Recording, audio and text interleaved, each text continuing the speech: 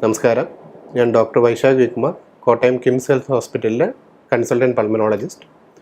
നമ്മളിന്ന് ഡിസ്കസ് ചെയ്യാൻ പോകുന്ന അല്ലെങ്കിൽ ഷെയർ ചെയ്യാൻ ഉദ്ദേശിക്കുന്ന ടോപ്പിക് എന്ന് പറയുന്നത് പോസ്റ്റ് കോവിഡിനെ പറ്റിയാണ്. ഇപ്പോൾ എല്ലാവരും first phase, second phase, third phase എല്ലാമായിട്ടുള്ള കോവിഡ് ഇൻഫെക്ഷൻസിനെ പറ്റി എല്ലാവർക്കും അറിവുണ്ടാവും. ഇപ്പോൾ ജാനുവരിയിലും ഒരു തേർഡ് വേവ് വന്നു. ഇപ്പോഴും കേസുകൾ റിപ്പോർട്ട് ചെയ്യുന്നുണ്ട്. പക്ഷേ ജാനുവരിയിലുണ്ടായിരുന്ന കേസുകളെ വെച്ച് നോക്കുമ്പോൾ വളരെ കുറവാണ്. 1000 അല്ലെങ്കിൽ 2000 കേസുകൾ മാത്രമേ ഇപ്പോൾ കേരളത്തിലും റിപ്പോർട്ട് ചെയ്യുന്നുള്ളൂ. അപ്പോഴാണ് നമുക്ക് കോവിഡ് കഴിഞ്ഞിട്ടുള്ള കാലഘട്ടത്തെ പറ്റി ഇപ്പോൾ ചിന്തിക്കേണ്ട സമയമാണ്. കാരണം കോവിഡ് കഴിഞ്ഞവർക്ക് കോവിഡ് മൂലം അല്ലെങ്കിൽ കോവിഡിന് ശേഷം ഉണ്ടാകുന്ന പല പല ബുദ്ധിമുട്ടുകൾ ഇപ്പോൾ കൂടിക്കൂടി വരുന്നുണ്ട്. അപ്പോൾ അതിനെപ്പറ്റി നമുക്ക് എല്ലാവർക്കും ഒരു അവബോധം ഉണ്ടാവുക എന്നുള്ളതാണ് നമ്മുടെ ഇന്നത്തെ ടോപ്പിക്കിൻ്റെ വിഷയം.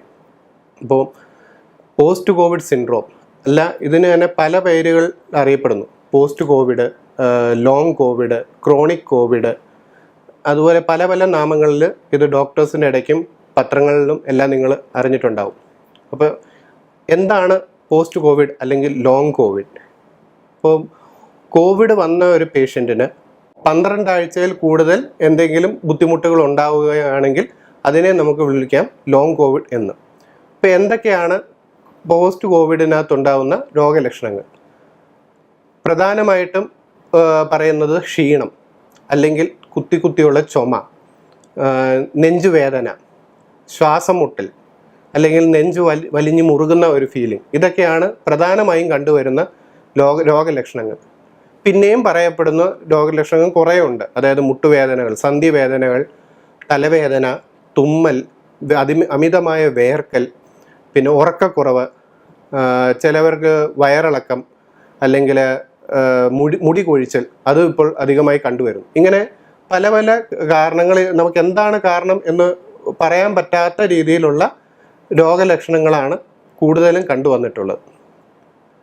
അപ്പോൾ ലോങ് കോവിഡ് അല്ലെ പോസ്റ്റ് കോവിഡ് ആരിലെല്ലാം കണ്ടുവരുന്നു? കൂടുതലും കണ്ടുവരുന്നത് പ്രായമുള്ളവരിലും ഫീമെയിൽസ്, സ്ത്രീ ജനങ്ങളിലുമാണ് നമ്മൾ കോവിഡ് അല്ലെ പോസ്റ്റ് കോവിഡ് ആയിട്ടുള്ള സിംറ്റംസും അധികവും കണ്ടുവരുന്നത്. പിന്നെ ഒബീസിറ്റി, വണ്ണം കൂടിയവർ, അല്ലെങ്കിൽ കോവിഡ് വന്ന സമയത്ത് അവർക്ക് കോവിഡിൻ്റേതായിട്ടുള്ള ലക്ഷണങ്ങൾ, പല പല ലക്ഷണങ്ങൾ, ഇപ്പോൾ ശ്വാസകോശ ബാധിപ്പുണ്ടാവുക, അല്ലെങ്കിൽ ഹൃദയത്തിനെ ബാധിക്കുക, അപ്പർ റെസ്പിറേറ്ററി, അത് ജലദോഷം, തലവേദന, തുമ്മൽ, അങ്ങനെ പല പല സിംറ്റംസ് കൂടി വന്ന ഒരു പേഷ്യൻറ്റിനായിരിക്കും പോസ്റ്റ് കോവിഡ് പീരീഡിലും അതുമൂലമുണ്ടാകുന്ന ബുദ്ധിമുട്ടുകൾ നീണ്ടു നിൽക്കുന്നത്.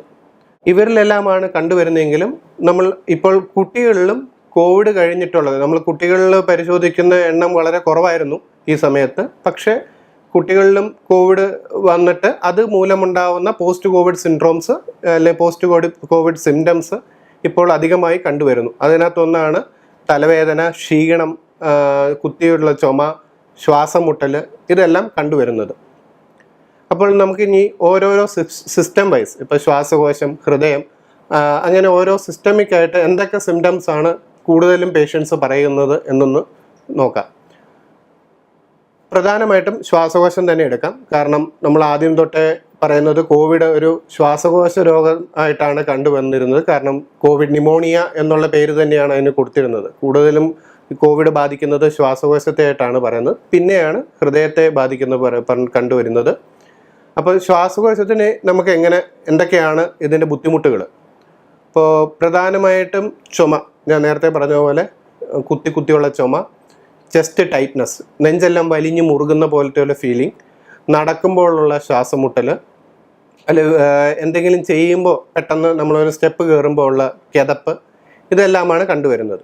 ഇനി പ്രധാനമായിട്ടും നമ്മൾ പറയേണ്ടത് ശ്വാസകോശ സംബന്ധമായിട്ട് കണ്ടുവന്നിരുന്നത് ഈ കോവിഡ് ന്യൂമോണിയ ബാധിക്കുക. അതായത് ഇപ്പോൾ ഒമിക്രോണിന് അത്രമാത്രം ന്യൂമോണിയ കേസുകൾ റിപ്പോർട്ട് ചെയ്തിട്ടില്ലെങ്കിലും ഇതിനു മുമ്പുണ്ടായിരുന്ന ഡെൽറ്റ വേരിയൻറ്റിലെല്ലാം ശ്വാസകോശത്തിലേക്കുള്ള ന്യൂമോണിയയുടെ ഒരു ഇൻഫെക്ഷൻ വളരെയധികം ഉണ്ടായിരുന്നു. അപ്പോൾ അതനുസരിച്ച് കോവിഡ് നെഗറ്റീവ് ആയതിനു ശേഷവും ആ ന്യൂമോണിയ ശ്വാസകോശത്തിൽ അതേപോലെ തന്നെ നിൽക്കുന്ന ഒരവസ്ഥ കണ്ടുവന്നിരുന്നു. അപ്പോൾ ഇതിന് ലോങ് ടേം ആ ന്യൂമോണിയ ശരീരത്തിൽ നിന്ന് നമ്മളൊരു ബാക്ടീരിയൽ ഇൻഫെക്ഷൻ പോലെ പെട്ടെന്ന് വന്നു, മരുന്ന് കൊടുത്തു, അത് മാറുന്ന പോലത്തെ ഒരു ന്യൂമോണിയ ആയിരുന്നില്ല കോവിഡ് ന്യൂമോണിയ, അല്ലെങ്കിൽ ഒരു വൈറൽ ന്യൂമോണിയ. അത് ചിലവരിൽ 6 മാസം, ചിലവരിൽ 1 വർഷം വരെയൊക്കെ അതിൻ്റെ പാച്ചസ് അല്ലെങ്കിൽ ആ ഒരു CT ഫൈൻഡിങ്സ് അതേപോലെ തന്നെ നിലനിൽക്കുന്നുണ്ടായിരുന്നു. ആ സമയത്താണ് എല്ലാവരും അല്ലെങ്കിൽ ഡോക്ടർമാരുടെ ഇടയ്ക്കും എല്ലാം ഇങ്ങനെ ഉണ്ടാകുന്ന പാച്ചസ് മൂലം ശ്വാസകോശത്തിൽ ഫൈബ്രോസിസ്, പൾമിനറി ഫൈബ്രോസിസ് എന്നൊരു കണ്ടീഷൻ ഉണ്ടാകാം എന്നുള്ളൊരു ഡിസ്കഷൻ നടന്നത്. അപ്പം അതിന് ട്രീറ്റ്മെൻറ്റായി പല മരുന്നുകളും നമ്മൾക്ക് മാർക്കറ്റിൽ അവൈലബിൾ ആയിരുന്നു. പക്ഷേ പിന്നീടുള്ള ഈ 2 കൊല്ലത്തെ സ്റ്റഡീസിൽ നിന്ന് കണ്ടുവന്നത് കോവിഡ് ന്യൂമോണിയ കാരണം നമ്മുടെ ശ്വാസകോശത്തിൽ ഒരു ഇൻഫെക്ഷൻ ഉണ്ടായാലും അത് ഫൈബ്രോസിസിലേക്ക് പോകുന്നത് വളരെ വളരെ കുറവാണ്. ഇപ്പം മിക്ക പേഷ്യൻസിനും ഒരു 3 മാസം അല്ലെങ്കിൽ ഒരു 4 മാസത്തിനുള്ളിൽ തന്നെ അവരുടെ ശ്വാസകോശം ഓൾമോസ്റ്റ് ഒരു 98% പഴയത് രീതിയിൽ തന്നെ ആവുന്നതാണ് കണ്ടുവന്നത്. അതിനുശേഷം ഈ മരുന്നുകളുടെ ഉപയോഗം ഡോക്ടർമാർ ഒരു പരിധിവരെ കുറച്ചിട്ടുണ്ട്. പക്ഷെ ചില പേഷ്യൻസിന് അത് നൽകേണ്ടതുണ്ട്. കാരണം അവർക്ക് ഓൾറെഡി ശ്വാസകോശ സംബന്ധമായ എന്തെങ്കിലും ഒരു രോഗം ഉണ്ടായിരിക്കും. അപ്പം അങ്ങനെയുള്ളൊരു രോഗിക്ക് ഒരു സാധാരണ ഒരാളെ പോലെ അവരുടെ ശ്വാസകോശം നോർമലാകാൻ സാധ്യത വളരെ കുറവാണ്. ആ 98% ഞാൻ പറഞ്ഞ ആ ഒരു റിക്കവറി വരാൻ വളരെ ചാൻസ് കുറവാണ്. അങ്ങനെയുള്ള പേഷ്യൻസിന് ഒരു സേഫ്റ്റി എന്ന രീതിയിൽ നമ്മൾ കുറച്ച് നാൾ ഫൈബ്രോസിസ് ഉണ്ടാകാതിരിക്കാനുള്ള മരുന്നുകൾ ഡോക്ടർമാർ കൊടുക്കാറുണ്ട്. അതൊരു 6 മാസത്തിന് ശേഷം ആ പേഷ്യൻറ്റ് വീണ്ടും ഒരു CT എടുക്കുകയോ അല്ലെങ്കിൽ ഒരു പൾമിനറി ഫങ്ഷൻ ടെസ്റ്റ് ചെയ്യുകയോ ചെയ്താൽ അതിൽ നിന്ന് രോഗമുക്തി ലഭിച്ചു എന്നുള്ള ഒരു ഉറപ്പ് വന്നു കഴിഞ്ഞാൽ ആ മരുന്നുകൾ നിർത്തുന്നതാണ്. ഓക്കെ, അപ്പോൾ അതെല്ലാം ഒരു CT ഗൈഡഡ് ഡയഗ്നോസിസ് ആണ്. CTയിൽ ആ പേഷ്യൻറ്റിന് ബുദ്ധിമുട്ടുകളുണ്ട് എന്നുണ്ടെങ്കിൽ ആ മരുന്നുകൾ കൂടുതൽ നാൾ യൂസ് ചെയ്യണം, ഇല്ലെങ്കിൽ അത് അത്രയും നാൾ എടുത്തിട്ട് അങ്ങ് നിർത്തുക. അപ്പം ഒരു കോവിഡ് ഇൻഫെക്ഷൻ കഴിഞ്ഞു കഴിഞ്ഞാൽ നമ്മുടെ ശ്വാസകോശത്തിൻ്റെ പവർ അല്ലെങ്കിൽ ശ്വാസകോശം എത്രമാത്രം ബാധിപ്പുണ്ടായി അല്ലെങ്കിൽ അതിനെന്തോരും പവർ കുറഞ്ഞു എന്നറിയാൻ നമുക്ക് പ്രധാനമായും 3 ടെസ്റ്റുകളാണ് ചെയ്യുന്നത്. ഒന്ന് പൾമിനറി ഫങ്ഷൻ ടെസ്റ്റ്, അത് ഊതുന്ന ടെസ്റ്റാണ്. നമ്മൾ ശ്വാസകോശത്തിന് എത്ര കപ്പാസിറ്റി ഊതി കാറ്റ് വെളിയിൽ എടുക്കാൻ പറ്റും, അതുപോലെ എത്ര എമൗണ്ട് കാറ്റ് നമുക്ക് തിരിച്ച് ശ്വാസകോശത്തിലേക്ക് വലിച്ചെടുക്കാൻ പറ്റും എന്നുള്ളത് ഒരു കമ്പ്യൂട്ടർ മുഖേന നമുക്കറിയാൻ പറ്റുന്ന ഒരു ടെസ്റ്റാണ് പൾമിനറി ഫങ്ഷൻ ടെസ്റ്റ്. പിന്നെ 6 മിനിറ്റ് വാക്ക് ടെസ്റ്റ്, ഒരു 6 മിനിറ്റ് നേരം ഒരു പേഷ്യൻ്റ് ഒരു 30 മീറ്റർ നീളമുള്ള ഒരു സ്ഥലത്ത് അങ്ങോട്ടും ഇങ്ങോട്ടും തുടർച്ചയായി നടക്കുക. അപ്പോൾ അത് 6 മിനിറ്റ് അയാൾക്ക് കണ്ടിന്യൂസ് നടക്കാൻ പറ്റുന്നുണ്ടോ, അല്ലെങ്കിൽ ആ നടക്കുന്ന സമയത്ത് ആളുടെ ഓക്സിജൻ ലെവൽ, ശരീരത്തിലെ ഓക്സിജൻ ലെവൽ കുറയുന്നുണ്ടോ, ഇതെല്ലാം നമുക്ക് മോണിറ്റർ ചെയ്യാൻ പറ്റും. പിന്നെ ഏറ്റവും ഈസി ആയിട്ടുള്ള ടെസ്റ്റാണ് 25 സെക്കൻഡ്സ് ബ്രെത്ത് ഹോൾഡ്. അതായത് ഒരു 25 സെക്കൻഡ് നമുക്ക് ശ്വാസം പിടിച്ചു വെക്കാൻ പറ്റുന്നുണ്ടോ. അത് വീട്ടിലും എല്ലാവർക്കും എവിടെയും ചെയ്യാവുന്ന ഒരു ടെസ്റ്റാണ്. ഈ 3 ടെസ്റ്റുകളാണ് ശ്വാസകോശത്തിനായിട്ട് നമ്മൾ ചെയ്യുന്ന, അല്ലെങ്കിൽ ശ്വാസകോശത്തിൻ്റെ ഒരു കപ്പാസിറ്റി അറിയാൻ വേണ്ടി നമ്മൾ ചെയ്യുന്ന ടെസ്റ്റുകൾ. അടുത്തത് ഹൃദയ സംബന്ധമായിട്ട് പറയുവാണെങ്കിൽ, ഇപ്പോൾ കോവിഡ് കഴിഞ്ഞിട്ടുള്ള ആ ഒരു 3 മാസ കാലഘട്ടം നമ്മൾ ഡോക്ടർമാരെല്ലാവർക്കും പേഷ്യൻസിനോട് പറയുന്നത് നിങ്ങൾ അമിതമായിട്ടുള്ള വ്യായാമങ്ങൾ അല്ലെങ്കിൽ കഠിനമായുള്ള ജോലികളിലൊന്നും ഏർപ്പെടരുത് എന്നുള്ളതാണ്. കാരണം കോവിഡിൻ്റെ ശേഷം ഇപ്പോൾ പല കേസുകളും റിപ്പോർട്ട് ചെയ്യുന്നുണ്ട്. ഹൃദയം സംബന്ധമായിട്ടുള്ള ബുദ്ധിമുട്ടുകൾ, ഹാർട്ട് അറ്റാക്ക്, അല്ലെങ്കിൽ പെട്ടെന്നുള്ള അകാരണമായ മരണങ്ങൾ, ഇതെല്ലാം കോവിഡിന് ശേഷം ഇപ്പോൾ ആദ്യത്തെ ഒരു 3 മാസത്തിനുള്ളിൽ തന്നെ നിരവധി കേസുകൾ റിപ്പോർട്ട് ചെയ്യുന്നുണ്ട്. അപ്പോൾ ഈ പേഷ്യൻസുകളിലെല്ലാം ഒരു പരിധിയിൽ കൂടുതലും ഹൃദയ സംബന്ധമായുള്ള ഇഷ്യൂസാണ് കോവിഡ് കാരണം ഉണ്ടാവുന്നത്.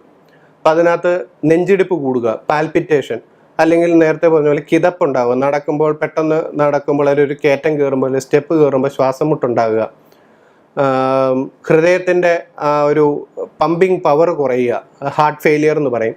പിന്നെ ഹാർട്ട് അറ്റാക്ക്, ഹൃദയധമനികൾ ബ്ലോക്ക് ഉണ്ടായി ഹൃദയത്തിന് ഓക്സിജൻ കിട്ടാതെ വരികയും തന്മൂലം അതുപോലെ ഹൃദയത്തിൻ്റെ പമ്പിങ് കുറയുകയും ചെയ്യുക എന്ന അവസ്ഥയാണ് പിന്നെ ഉണ്ടാകുന്നത്. അപ്പോൾ ഇതുപോലെ പല പല ബുദ്ധിമുട്ടുകൾ ഹൃദയത്തിന് സംഭവിച്ച് കോവിഡ് കഴിഞ്ഞുള്ള അടുത്ത 3 മാസത്തിനുള്ളിൽ നിരവധി മരണങ്ങൾ ഇപ്പോൾ റിപ്പോർട്ട് ചെയ്തിട്ടുണ്ട്. അപ്പോൾ നമുക്ക് അങ്ങനെയുള്ള പേഷ്യൻസിനോടും അല്ലെങ്കിൽ ഓൾറെഡി ഒരു ഹൃദയത്തിന് ബുദ്ധിമുട്ടുള്ള പേഷ്യൻസിനോടും ഡോക്ടർമാരെല്ലാം പൊതുവേ പറയുന്നതാണ്, ആദ്യത്തെ 3 മാസം, കോവിഡ് കഴിഞ്ഞിട്ടുള്ള 3 മാസം വളരെ സൂക്ഷിക്കേണ്ടതാണ്.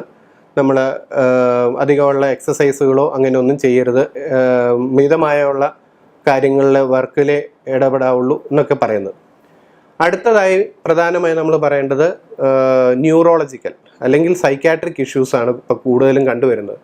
ഇപ്പോൾ ന്യൂറോളജിക്കലായിട്ട് പറയുവാണെങ്കിൽ തലവേദന ഒരു പരിധി വരെ ആൾക്കാർ നമ്മളോട് റിപ്പോർട്ട് ചെയ്യുന്നുണ്ട്, മാറാത്ത തലവേദന.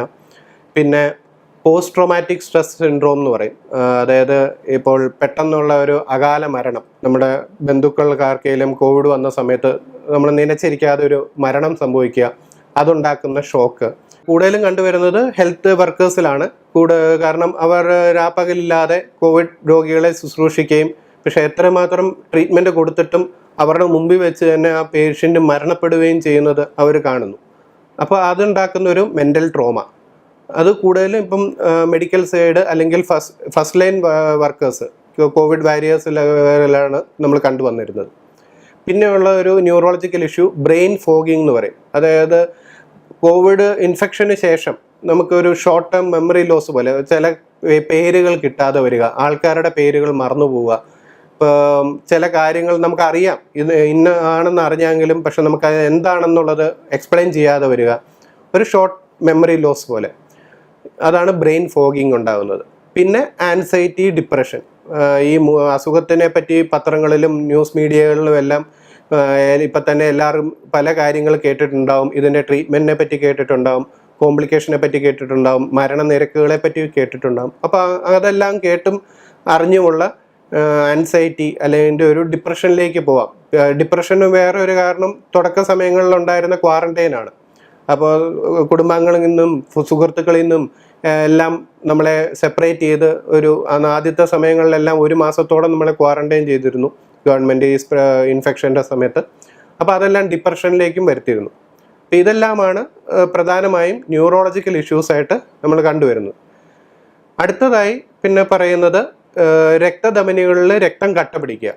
അപ്പോൾ കോവിഡിന് പൊതുവേ കണ്ടുവരുന്ന ഒരു കോമൺ ഫൈൻഡിങ്സ് ആയിരുന്നു ഇതുപോലെ ബ്ലഡ് ക്ലോട്ട് പിടിക്കുക, അതുപോലെ അത് കാരണം ഉണ്ടാവുന്ന ഹൃദയം അല്ലെങ്കിൽ ഹൃദയത്തിനുണ്ടാവുന്ന ബുദ്ധിമുട്ട്, അല്ലെങ്കിൽ സ്ട്രോക്ക്, അങ്ങനെ പല കാരണങ്ങൾ.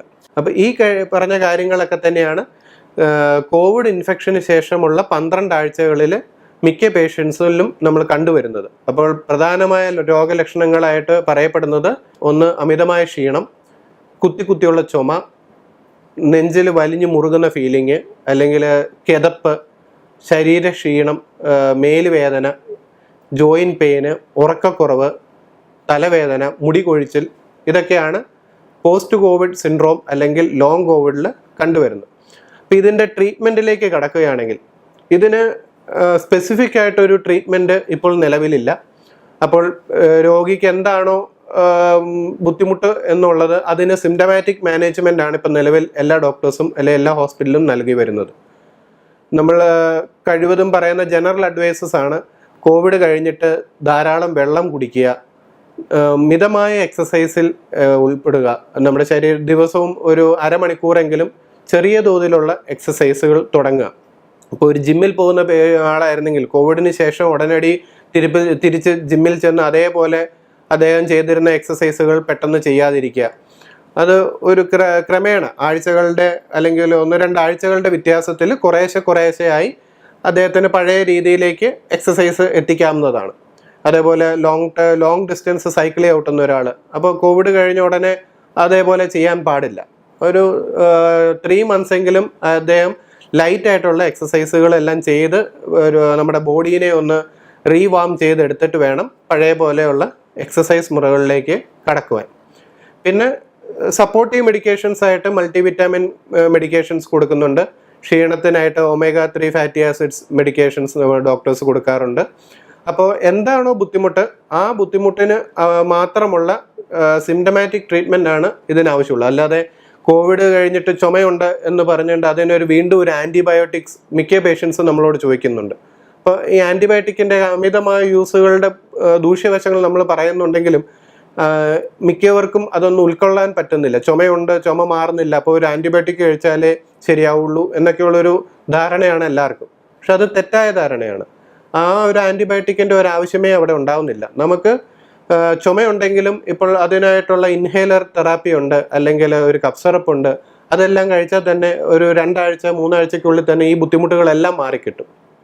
അപ്പോൾ പ്രധാനമായും സിംറ്റമാറ്റിക് ട്രീറ്റ്മെൻ്റ് ആണ് നമ്മൾ ലോങ് കോവിഡിന് എല്ലാവർക്കും പ്രിഫർ ചെയ്യുന്നത്.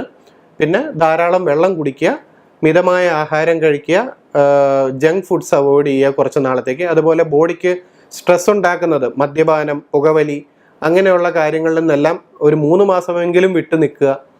ഇതിലൂടെയെല്ലാം നമുക്ക് ലോങ് കോവിഡ് എന്ന ആ ഒരു കണ്ടീഷനെ പ്രതിരോധിക്കാം, അതിൽ നിന്ന് മുക്തി നേടാനാവും. നമസ്കാരം.